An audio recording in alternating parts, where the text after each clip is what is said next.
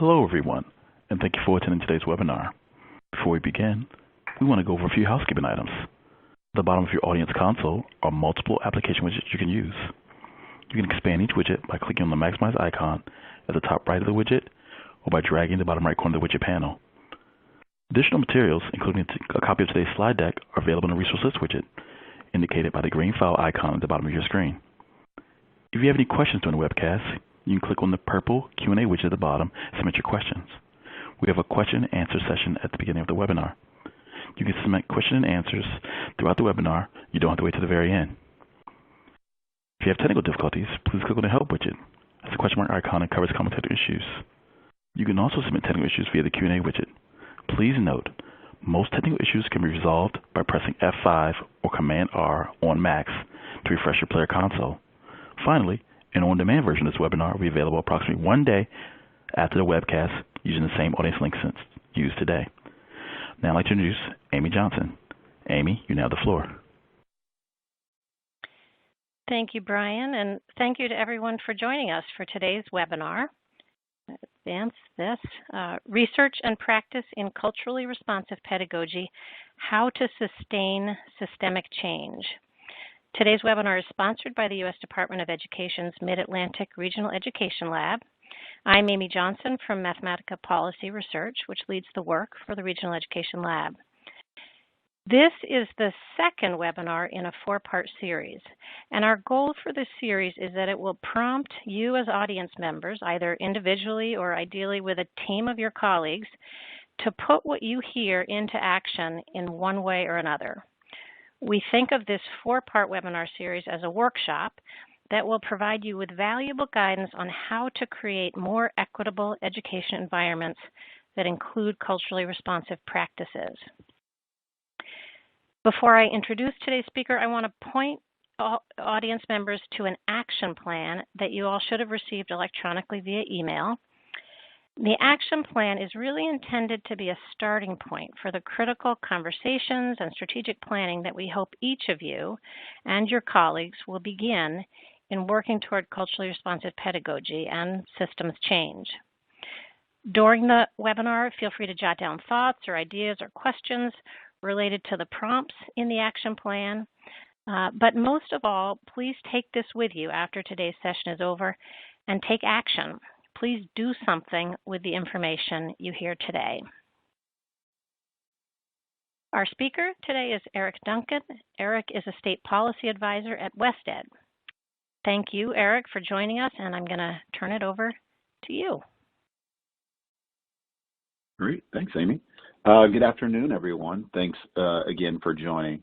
As Amy said, my name is Eric Duncan, and I'm a state policy advisor here at WestEd and have worked with our federally funded Technical Assistance Center, the Mid-Atlantic Comprehensive Center, directly with states on addressing some of these concerns around diversifying the teacher workforce in their state, schools, and districts, and ensuring that all teachers are culturally responsive in practice. So it's a thrill for me to come on and just share a little bit about what I've learned and seen in this space, and hopefully engage with you all as you start to think about how to influence this space given your sphere of influence. And so let's go ahead and get started. So just briefly, going to touch on some of the research base for culturally responsive practices and sort of the evolution of that term, how it sort of originated and where it's at now in terms of an understood definition of what it looks like to be culturally responsive in practice. Then touch on some really important research that New America has done and other organizations to look at how culturally responsive practices are actually being carried out, in particular through teaching standards across the country. And then share some of the policy levers that when myself and my colleague, Dr. Saroja Warner, worked at CCSSO, we helped to develop for a network of states that we were working with at the time, and that we've carried over to some of the technical assistance and support that we've been providing states while we've been at WestEd. And then hopefully the most robust portion of this will be the Q&A, where we'll be able to engage with, about some of the issues that you may be facing, some thoughts that you may have and ways that you can infuse some of this into your policies and practices at the level that you're approaching this from. All right, so briefly wanted to sort of level set and talk about the research base for culturally responsive practices, and start with the sort of person who came up with a term in some of her work, Gloria Ladson-Billings, sort of the godmother of this work. And so she sort of started as an educator who was curious about, you know, there's pockets or places or classrooms where Black boys in particular were pretty successful. And given the history, the sort of, you know, marginalized condition of a lot of students of color, she wondered what were some of the key characteristics of teachers who were getting through to African-American boys and helping them to sort of succeed in the academic setting. And so she came up with this term, culturally relevant pedagogy, as a way, again, to describe, and I recommend you all reading the book The Dream Keepers, but as a way to sort of describe, like, what are the things that teachers who are successful with African-American boys, what are they doing? And she sort of broken into three main buckets. One is a sort of eye towards academic success and setting sort of high expectations in terms of the academic success for African-American boys. And so we've sort of seen the research with that in particular, where in a lot of contexts across the country, African-American students are potentially held to lower expectations, and not much is as much is sort of they're sort of not thought of as folks who are able to succeed academically, and this sort of goes across the board for students of color, and the way that that's sort of been carried out from teachers across race. So, you know, identifying that there are, you know, teachers of color who sort of disproportionately sort of have higher expectations for their students of color than their white counterparts. So that was one of the sort of key tenets of this. So the second thing is helping to develop positive ethnic and cultural identity. And so this is sort of, I think, the way that as a field we've talked about in sort of a loose way what culturally responsive practice means, which is essentially connecting the curriculum, the resources that we share with students, textbooks, those, to their own sort of cultural background and ethnic identities. And so, you know, being able to sort of bring those together and bridge the gap was something that she saw.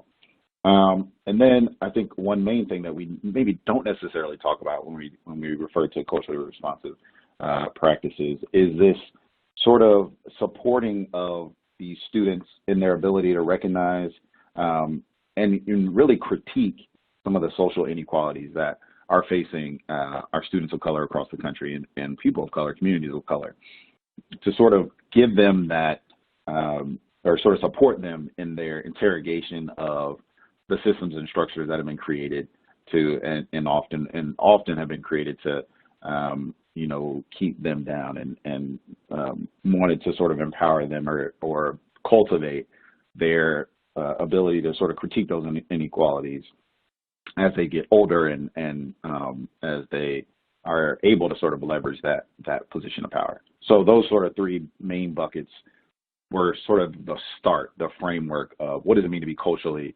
relevant and to have culturally relevant pedagogy, the academic success and high expectations, the positive ethnic and cultural identities, and connecting some of the curriculum and resources that we see in schools to that cultural and ethnic identity, and then the ability to sort of critique some of the and understand social inequalities and how they are positioned within those inequalities.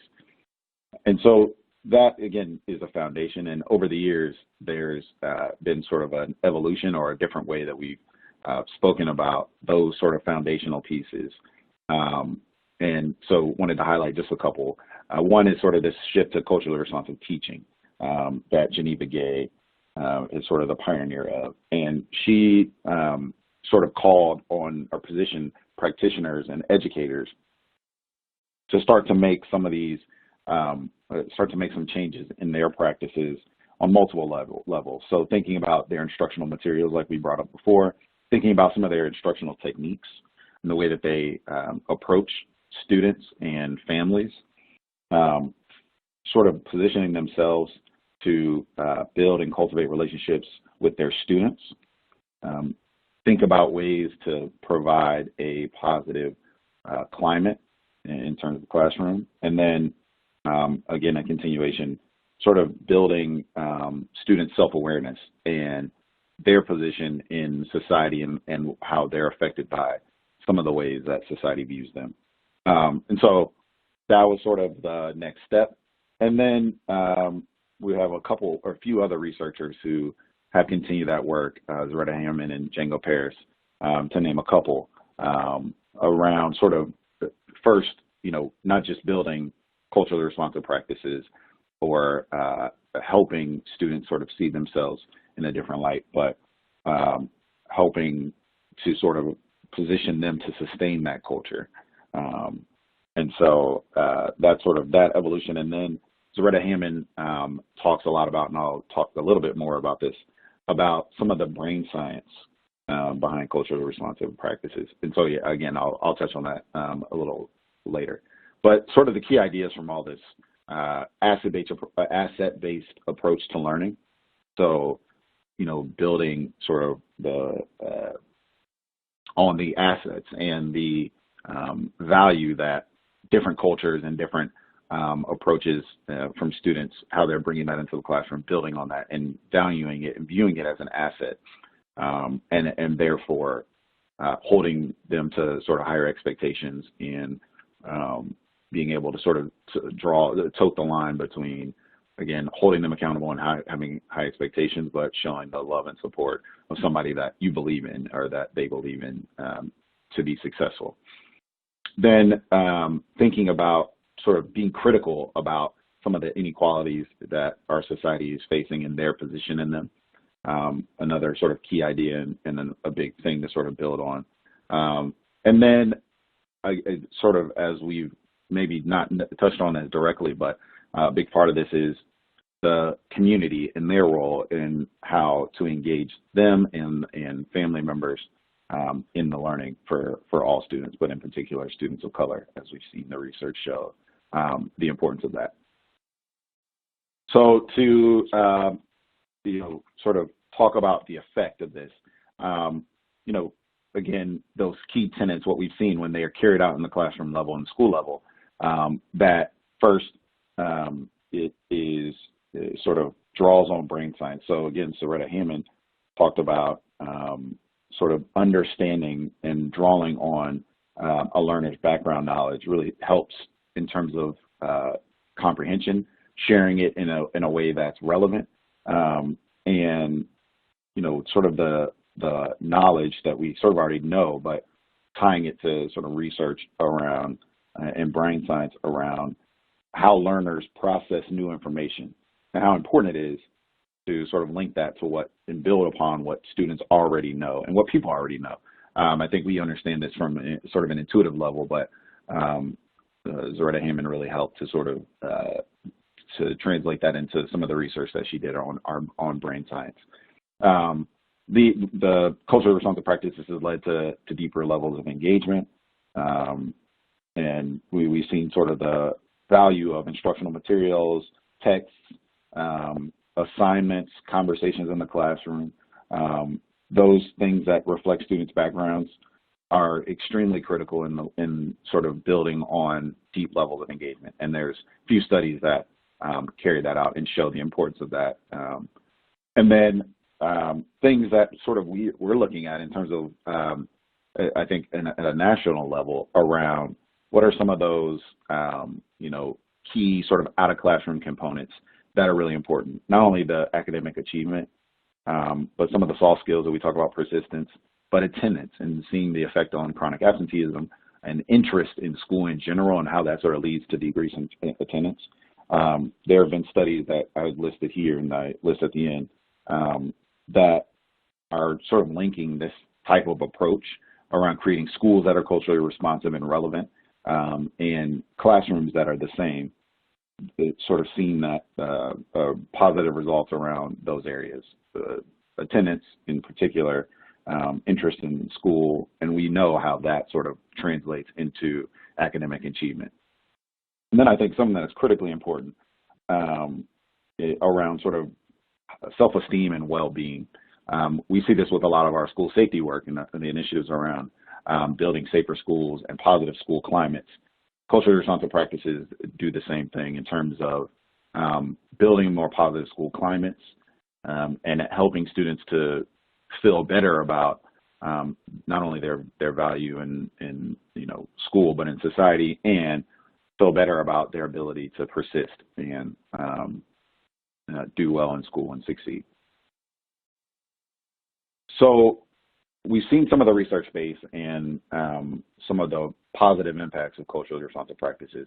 We want to sort of narrow this into some of the key sort of what New America, which we draw a lot of our work from, calls sort of competencies.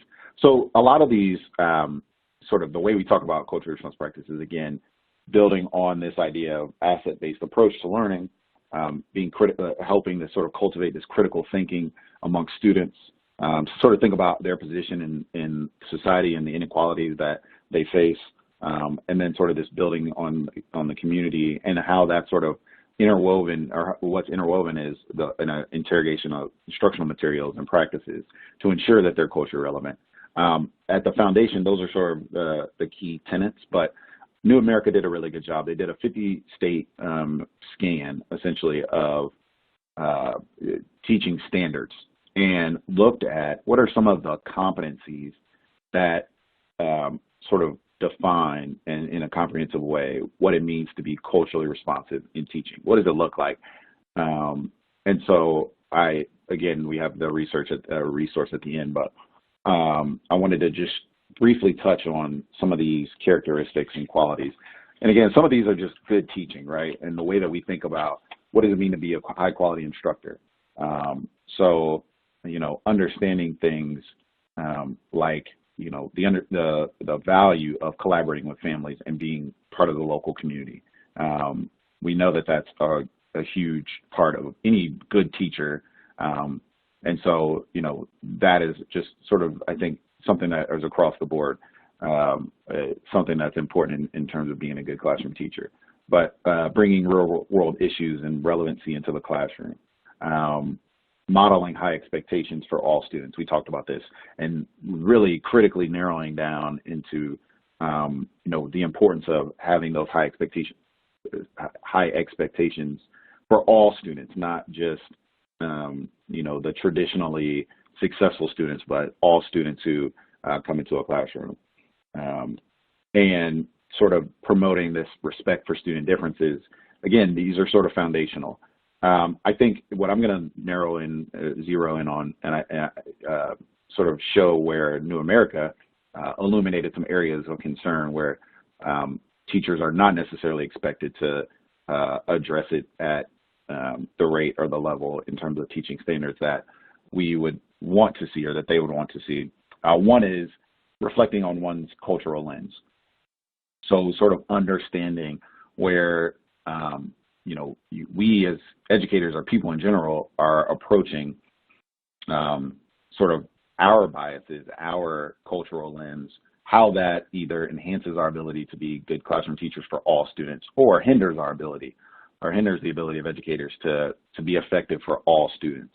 And so that sort of reflection point, putting that into a standard, evaluating teachers and supporting teachers, and really all educators, including school leaders, in that area is something that is not necessarily institutionalized from a policy perspective. And because of that, is probably not happening in practice at a level that, is universal and can be applied and prioritized at all schools and all classrooms. And then the other thing is sort of what we've talked about a lot, but it's something that is not necessarily institutionalized in these standards, which recognizing and redressing some of the biases in the systems that students and families are in. And so that sort of empowerment and that approach is something that, as New America was looking at the scan or each of the teaching standards across the board, those are areas that weren't necessarily being highlighted as much, whereas some of the others, again, are qualities of just being a good teacher that we've sort of understood as sort of effective outside of the umbrella of culturally responsive teaching. So I'm going to go a little bit deeper into these two, and then, as I said, there's a resource here, a link to it. But two of those two competencies, again, reflecting on one's cultural lens, and this is how New America defines it, which I think is really effective, but that culturally responsive educators routinely reflect on their own life experiences and membership in various social groups, such as by race, ethnicity, social class, and gender. So they routinely do this. And then they ask themselves how these factors influence their beliefs about cultural diversity. So the importance of just routinely doing that, reflecting on their own biases, their own experiences, and understanding and asking critical questions about how this influences beliefs about cultural diversity. This is not something that necessarily shows up in some of the standards and therefore the evaluation measures and tools in terms of the ways that educators are evaluated on their effectiveness, but also on some of the supports and ways that districts and states and schools can build programming to guide educators on that pathway and support them in terms of asking those tough questions, what are the right questions, and sort of illuminating that, because I think, as we know and what we've seen, largely the predominant, I think, or the large amount of educators, large majority of them obviously care about students, want to be the best teachers that they can be. And so having that as sort of a routine and as something that can be guided and directed is really important.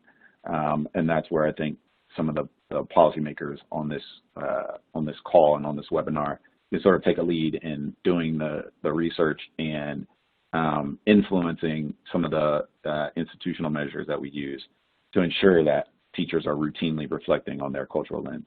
And then competency two, which is kind of tied into this to an extent, but recognizing and redressing bias in the system. So, culturally responsive educators want to deepen their understanding of how these types of social markers that we talked about influence educational opportunities for all students. And the sort of the way that we've seen this, and this carries out across so many different issues and ways that teachers sort of lead to the disconnection of, lead to students sort of feeling disconnected from school and not feeling like, they have a place or the ability to succeed is, if you are not as informed about these biases, you sort of take a deficit-based approach and, blame learners and blame the sort of what are perceived as cultural deficiencies and not differences for the academic achievements of students. And like we've seen with the research and like we've seen, in previous slides, we know that there are ways to help and support all learners, even folks who are traditionally marginalized or are viewed in a different light as sort of the traditional student. We've seen that having those high expectations, having an asset-based approach to their culture, their learning, their style can really help. And so we know in the inverse, when teachers do not have that understanding, do not, understand how these sort of social markers influence educational opportunities, it can be very detrimental to students. And so those are sort of two of the core areas. And again, when we talk about the action plans that you all are doing, I think this is a key place to sort of look at and interrogate. What are my standards? How do we evaluate teachers? How do we talk about teaching competencies, and how do we support our educators to ensure that they're best positioned to support the diversity of learners and the different cultural backgrounds that learners bring to school each day, and families bring to school each day. And so to narrow down, all practitioners sort of have a key role to play, and sort of broke it down. Obviously, there's more, folks, maybe not on the line, but who play a key role in the education space, particularly around ensuring that all teachers are culturally responsive in practice, but focusing in on sort of these core areas, starting with state education agencies. And based on some of the work that we've seen done through the Diverse and Learner Rate Teachers Initiative, what states have done, like Washington State, like New York State, to engage stakeholders around a definition of like how do we value culturally responsive practice? What do we value, and what do we name this as? What are the core competencies around culturally responsive practices that are important to our state and important based on the research for all of our schools to sort of follow and lead on? And then making sure that the evaluation measures in the state sort of reflect that, and not just evaluation, but standards, professional development opportunities. SEAs really have a key role in sort of using their platform to ensure that, and to advocate for these changes and utilize the stakeholders in their state to sort of come up with that definition. District leaders, there are a lot of districts, sort of control HR and hiring processes, but also are, tasked and have the capacity to build programming around professional learning. And so, being able to provide high quality professional learning on culturally responsive practice, but also promoting it and saying, hey, these are opportunities that you all have to build on this skill. And that can be for both teachers, but also leaders and anyone who's, overseeing the day-to-day lives of children, making sure that they are focusing on opportunities to do things like, reflect on their own cultural lenses and recognizing the sort of bias in the system. School leaders, and this is another place for, in terms of hiring and recruiting, a lot of, I think a lot of teachers, and not most teachers, I know this was important for me, are sort of, tied to school leaders and want to be under a school leader or working for a school leader that creates positive culture that they feel supported by and all those things. So I think school leaders have a really big role in sort of setting the tone for how the building sort of prioritizes culturally responsive practices, but also when thinking about hiring and recruiting, and this can also be from a HR perspective outside of the school leader, there are ways to sort of prioritize and sort of look for culturally responsive practices, but also to sort of state when hiring candidates and when recruiting candidates that it is a priority at the school level, it is a priority at the district level, and so that will definitely influence the candidate pool. And I think it's really important that school leaders and district leaders who are in charge of hiring new educators really set that as a tone, or set that tone when doing that work. And then teachers and support staff, what ways are teachers sort of seeking out opportunities to sort of grow and lead in this space in terms of developing culturally responsive practices, but also how are teachers sort of creating networks or systems of support and ways to hold each other accountable. I know that was really important for me when I was a classroom teacher, that my colleagues, their view of me and the work that I'm doing was really important. And so when there's sort of that culture that starts from a school leader's perspective, but that is sort of seeped into the sort of educator workforce, I think, that helps to sort of drive the changes in the culture that is really necessary at that school level. So thinking about the policy levers, not just in practice, but in sort of what are the ways that broad policies can start to influence and shape the way that we look at culturally responsive practices. I think at the state level, we're looking, when we look at programs, I haven't really touched on them as much because I think there's so much great leadership and I think they've a lot of prep programs have really, who care about this and prioritize this, have taken the lead, I think, in creating programming and curriculums and sort of valuing culturally responsive practices. I know colleagues of mine who I work with who are educators and are sort of prep program leaders who sort of prioritize this, have brought this into their curriculum and have influenced a lot of the educators that they serve. But there's a place in terms of the program approval that the state leads to make sure that culturally responsive practices are reflected in curriculum and instruction, and that in order to matriculate through as a teacher in a prep program, you must sort of prioritize culturally responsive practices and at least be introduced to it and taught it at a certain level. So there's one lever.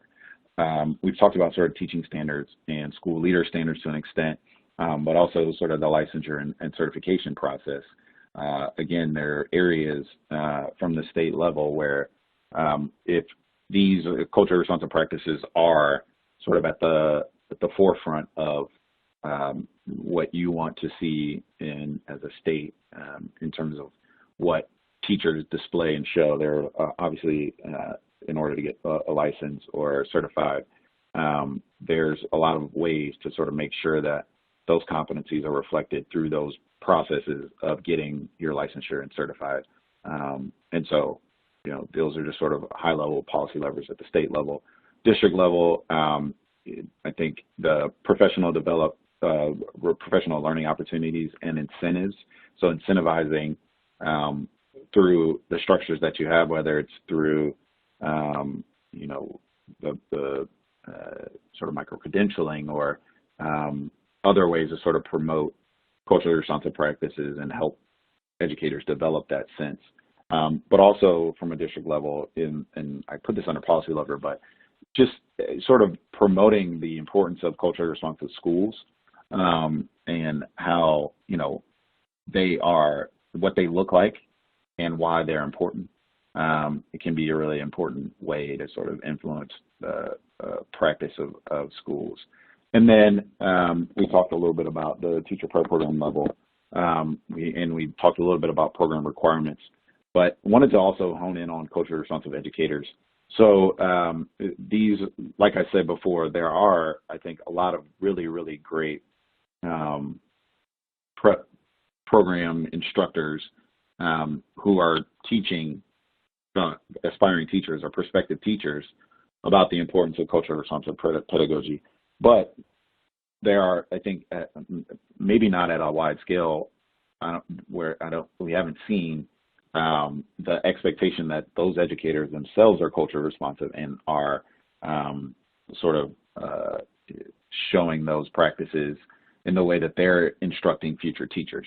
And so I know that there's work being done to sort of widely show that that's a big priority. But from a prep program standpoint, when thinking about what are those qualifications that those educators who are educating future teachers need to have, that's an area where I think, we haven't necessarily honed in on that. And I think that could do a lot of, or it could be very influential as we start to build a teacher workforce that we'd like to see. So here are some of the key takeaways and things that I may not have really honed in on, but wanted to sort of bring back into the forefront. So we talked about the importance, obviously, as we're looking at underrepresented minorities and communities of color, why it's so important for that to be, for culturally responsive practices to be part of their educational experience. But it's good for all students and it's good for all teachers. Again, what we talked about with the sort of core 8 competencies, being able to sort of promote respect for student differences, model high expectations for all students, bring real-world issues into the classroom, collaborating with families and local community members. I mean, like I said, these are universally across the board important for all students, regardless of race, of ethnicity, of any of those sort of background indicators. And it's also important to reflect on the cultural lens and understand things like your place in society and how traditionally and historically you've been viewed as, a group based on whatever characteristics, and understanding bias in the system and what your role is as a future leader, as a future, influencer of the space. It's important for all students and all teachers to have classrooms that reflect those core competencies. So just wanted to put that out there. The culturally responsive workforce thing, as we've seen, there are sort of practice and policy levers that if one sort of entity or group doesn't necessarily buy into it, if school leaders are not culturally responsive in practice, if prep leaders are not culturally responsive in practice, if state leaders are not prioritizing this and ensuring that there's the right policy conditions to,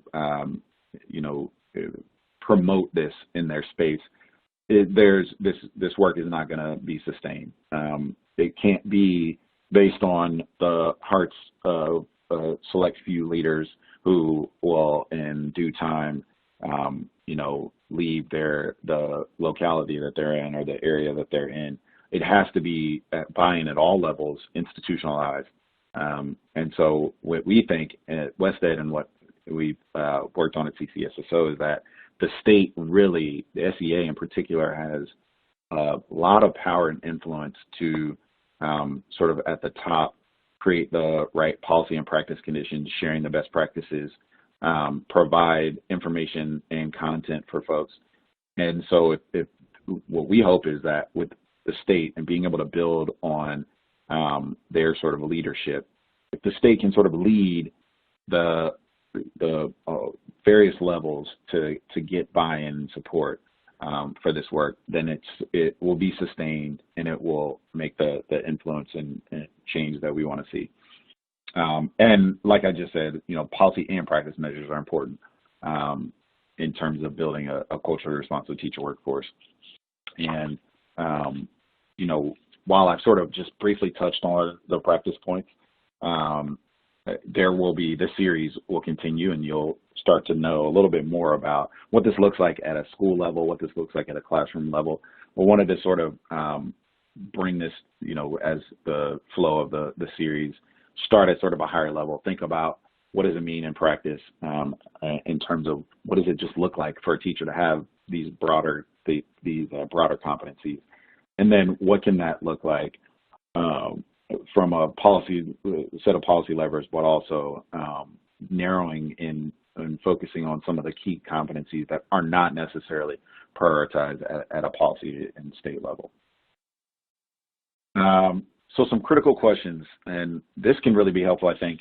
I hope it's helpful as you all are thinking about, from whatever purview you're approaching this, what can I do in terms of an action plan and sort of is a way to sort of jumpstart this work if you haven't already, or to continue the good work that's already going on. And in a lot of places, there's pockets of work where this is being done well, but how do we make this into sort of a broader whole system approach? And so I believe that you all have this information and have these questions in the action plan document, but for each level, I think there's critical questions that align to some of the practice pointers and ways that, we had talked about.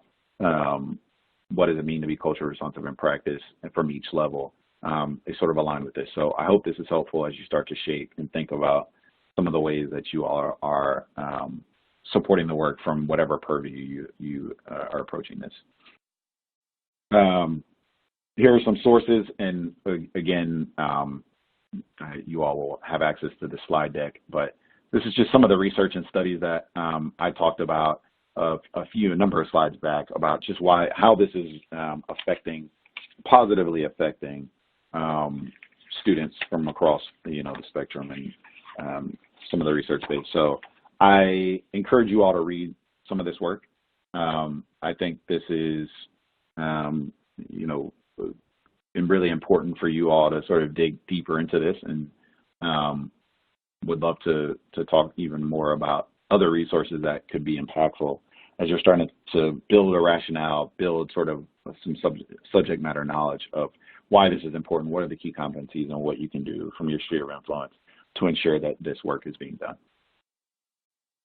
All right, I'll turn it over to Amy to facilitate the Q&A session.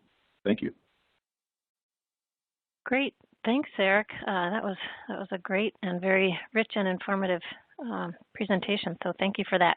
And thank you also for reminding folks of some of the sessions in this workshop series still to come. Just quickly before we turn this over to questions for Eric, there is the next webinar will focus on, as Eric alluded to, sort of what does this look like at the district and school level, as in the third webinar in the series. And then the fourth one is going to turn to this very important question that Eric also noted around teacher preparation. So looking at what are teacher preparation programs doing to prepare teachers to be culturally responsive in their classes. So that's to come, but first we will, we've got some questions coming in. I'll encourage people to keep submitting your questions. We have about 20 minutes for questions, so that's great. And the first question, Eric, for you, you had mentioned both New York and Washington at one point in your presentation. So the question is, how can we learn about the practices used by New York and Washington so that we can follow in their footsteps faithfully, at least as far as their process is relevant for our state? Yeah, it's a really great question. So yeah, I think that, sorry. So what I would recommend first is sort of visit either I'd start with the New America paper that goes through some of these teaching competencies and how states are shaping their standards to reflect them.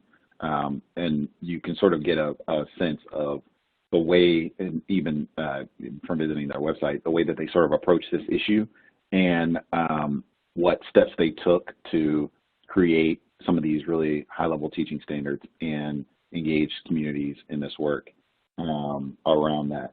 So I would start with the New America paper, which you'll have a link to. The other thing is, honestly, I mean, I don't know who asked that question, and I don't want to overstretch my, well, either way, you have my contact information. These states are obviously eager, and folks who are working in the leaders in this space are eager to work with one another to sort of share best practices and think about the approach. The way that I know about sort of the approaches and the ways that leaders in those states have taken on this work is through conversations with them, honestly, and hearing, okay, this is the problem that we sort of wanted to look at and view, and this is how I approached it. Again, you can find all of these resources online, and I'm happy to send and share, point you directly to those resources to where they sort of chronicle the way that they approach these issues, why they thought it was a problem, how they either advocated for it at a legislative level or helped to sort of spur programming and create programming through funding sources. Washington State has a comprehensive approach to this where they both worked and advocated through their state legislature to sort of institutionalize these within the educator evaluation system and teacher standards. But they also sort of were creative in terms of the funding streams that they had and could utilize to incentivize folks who sort of wanted to or, you know, who had the ability to do this work. So, yeah, I'm happy to share those resources. I'm also happy to connect with anybody offline who's interested in, even if you are sort of at the state level and want to connect with folks in the state. Folks are really, really happy to talk about the work that they have done and led, and are eager to sort of partner with one another. Washington State, like I said, is a really good run. New York State wanted to sort of pull out the fact that they had this stakeholder engagement model where they started with a framework or definition and said, okay, this is what we sort of are operating from in terms of what it means to be culturally responsive in the state. Let's engage, use some of our funding and resources to engage, or to go to each district or a set of districts and essentially invite them to comment on this document. And we're going to take notes from that, figure out the best ways to incorporate that feedback, and then share out what this definition looks like in the framework, and in concert with that, work through our policy channels and levers to ensure that the policies that we have in place around, teacher standards, teacher evaluation, teacher licensure, all of those align with this definition. So again, there are some resources that are included in this that you can sort of glean from. I'm happy to talk to anybody, and I'm also happy to make connections.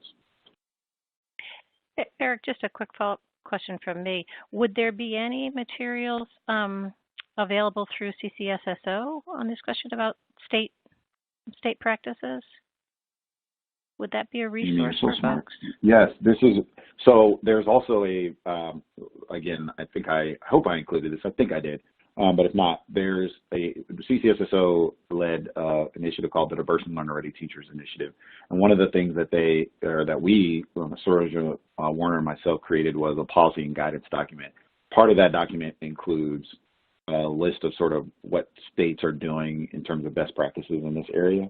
And so if it's not included in this presentation, I'll share it with Amy or whomever. And yep, we can make sure to get it. The website also has some other really good, there's a webinar series on best practices in the space. So there's a lot of good resources that CCSSO led on. So thank you, Amy. Appreciate that. Good. Okay. I'll switch gears a little bit. Your next question, could you provide an example of how guiding a teacher to reflect on their cultural lens or biases might lead to a specific realization and some type of constructive behavior change, and what specific behavior could be changed? Tell me if you want me to ask you that again. Could you provide an example of how guiding teacher? Yep. Go ahead. I think that is a really, really, really good question, and I'm sure that my colleagues who are and have been school leaders and are going to reflect on this will sort of answer that in a way that is better and more eloquent than I would. I don't know if there's necessarily a realization or a spark moment where it's sort of I can say that we've seen or people have seen this just like light bulb go off. It would be nice if that happened every time and we knew what that meant. But I think for most people, and I don't want to speak out of turn, but I think for most people, particularly educators, I don't think there's this sort of understanding or knowledge that, or I don't think that it comes from a bad place when people are confronted with certain biases. I think it is something that, if done well and in a good, comfortable setting, people sort of understand is important to helping them become better educators, which is ultimately what every educator wants to do. I think the best places, from what I know and heard, the best places where this has happened, it hasn't necessarily been like a one-on-one therapy session or a sort of, this teacher is talking to a coach and there was a light bulb moment. It really does come from a sort of school leader creating the right culture and the right learning conditions so that teachers are set up to support one another in this area in particular, but in any other sort of self-reflection and self-assessment. So I would hold that question for our school leaders, who will probably be able to talk a little bit better in terms of the ways that they've tried to influence this space and have seen concrete evidence of success. But from my purview, I think it's so important for school leaders to have, to sort of see or position their schools to be communities where you can ask tough questions of one another. You can help one another in sort of a critical way to get to a point where there's comfort in talking about these issues, but also there's sort of that collaboration where teachers who know that another teacher is having success with a certain thing or can speak articulately about it are sort of working with one another to support that. So I would definitely hold that question until our sort of school-based practice folks are able to speak more eloquently about it. Mm-hmm. The next webinar. Yep. All right, Eric. I'll shift gears a little bit again. The next question is, what are some of the specific programs or methods emphasizing cultural responsiveness that could be included in the licensure process? Yeah, that's a really good question. So a lot of what has been done, and these are based on conversations that I've had with folks when we've worked with like the ETSs and the organizations that are sort of leading some of the licensure tests. To be honest with you, those organizations who are leading the sort of the practice core and all those are thinking about and have really hired folks who have been able to interrogate, the questions that are being asked and sort of where that comes from and how it can sort of be tailored towards culturally responsive practices. And I would also recommend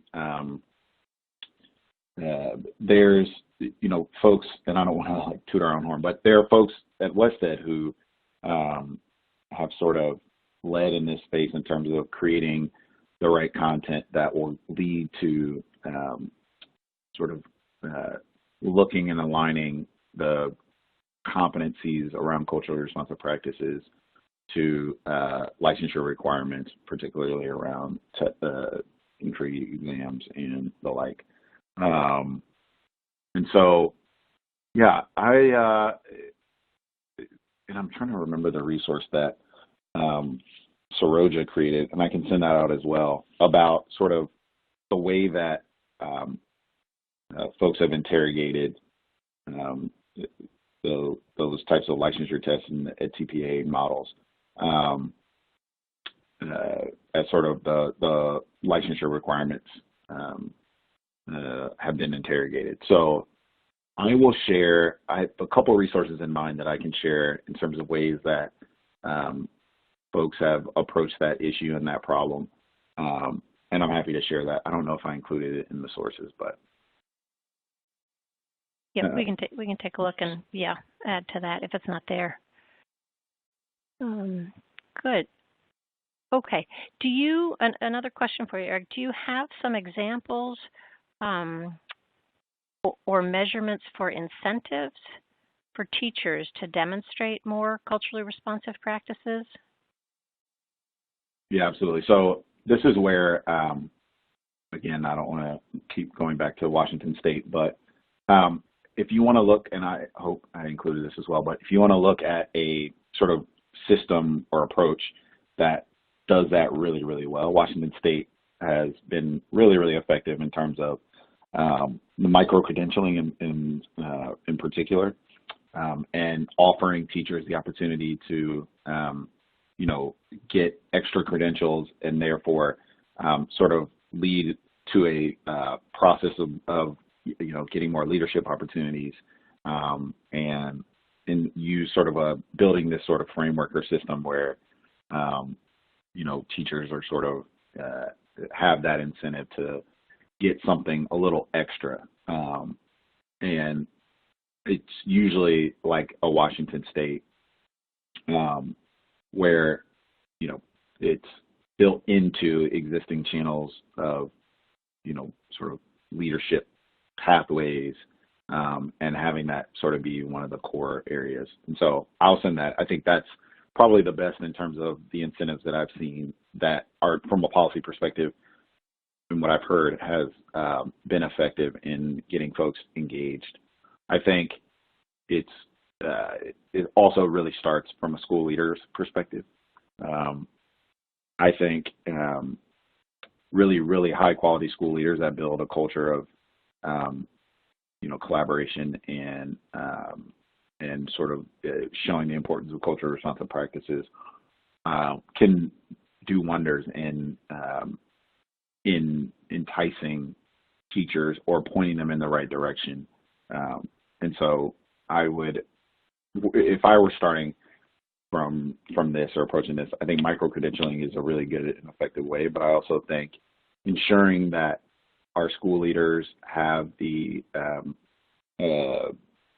sort of tools and information and knowledge to create cultures that promote some of these pursuits of these opportunities and show that, it is important to work in these settings to have these competencies. I think that's a really important lever as well.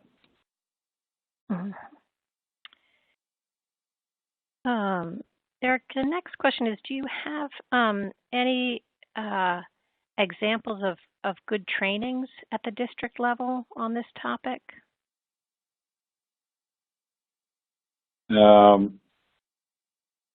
And that could also be a good question for the next webinar, but yeah.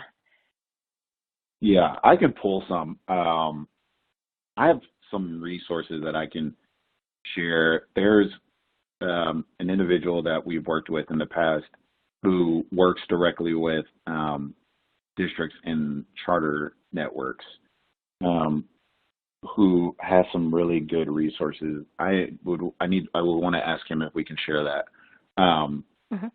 But we've used him in the past because he's done a really good job of working with, I think he worked in Texas, to sort of over a period of time build programming that's been used and develop some online modules, which is another way that we sort of approach this work, and others have approached this work as well. So that's something that I can share. I would also recommend, I don't know if Ohio has completed this yet, but going on to Ohio's website, because they've also created online modules and learning modules. I don't know for sure if they're up now, but they were in the process and were supposed to complete those. I would look at those as well in terms of ways that they as a state have led to create sort of a suite of resources for district leaders to use with their own teachers. And I'll do a little bit more investigating and dig into those, but Great. I'll share those links as well. Good. Eric, I'm going to shoot you one last question. You probably just have time for a brief answer on this one, but the question is, how might you measure growth in cultural competency? In terms of like the teacher growing in cultural competency, or a yeah, it's not specific, but I would think maybe starting with the teacher. Yeah, how would you know whether that teacher is in fact growing in terms of cultural competency, or how would you sort of measure their behavior in that area? Well, I think starting from those competencies that we talked about and being able to sort of build to break those down. So there are things that you see in terms of a classroom and ways that as you're sort of evaluating teachers, are they showing these levels of competency? And I think if you break it down into things like bringing real world issues into the classroom, there's ways to sort of view lesson plans, view other sort of, observations, whatever the likes, modeling high expectations for all students. There's sort of, I think, ways to do that through student surveys, through, those types of classroom observations. I think it's almost exactly, most of these are pretty similar, if not the same, as sort of any of the core competencies. That's why I really like these competencies and how they're broken down, because you're not necessarily just saying, oh, you're culturally competent. You're saying, here's what that means. Here's what it looks like. And then there are sort of descriptions of it. And so creating a set of rubrics, I think, is important. And there are a ton of resources online about or from states and areas, localities that have created those rubrics to sort of show on the progression of each of these competencies in particular how teachers have sort of evolved. So similar measures, but I think, being thoughtful and deliberate about looking at those competencies and showing and using some of the similar sort of evidence tools that we've used in the past to rate teachers and their growth. Great. Okay. Well, thank you, Eric, for today's webinar and the great Q&A session. Folks, you'll see on your action plan the questions that Eric had posed at the end. Again, I just want to remind everybody to take those and use them. They are the start for your own action plan. I'm also putting up here the slide just as a reminder for the upcoming webinars in the series. The next webinar is going to be on October 15th. We have George Guy, who is the principal of a middle school in New Jersey, who is going to present on what it looks like to implement CRP in districts and schools. So he will start to give much more detail on some of the questions that were posed today. That's going to be followed by our final webinar in the series that focuses on educator preparation programs at the end of the month. So thank you all for joining us. We look forward to having you join us again on the 15th. Brian, I'll turn it back to you. Thank you. This concludes the webinar for today. Please note that in this webinar, a survey will appear on your screen. Please take the time to fill out the survey because your information is important to us. Their feedback is important to us.